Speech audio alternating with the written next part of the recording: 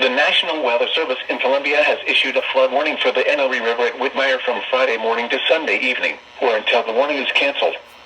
At 5 a.m. Thursday, the stage was 16.8 feet. Flood stage is 25.0 feet. Minor flooding is forecast. Forecast: the river will rise above flood stage tomorrow late morning and crest around 26.5 feet after midnight Saturday morning. The river will fall below flood stage Saturday, February 8th. At 25.0 feet, riverboats almost near and downstream from Whitmire become flooded.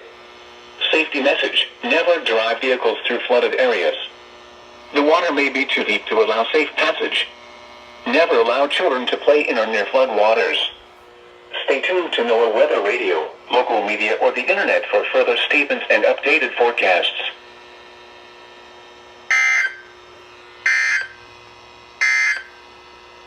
Here is a flood statement.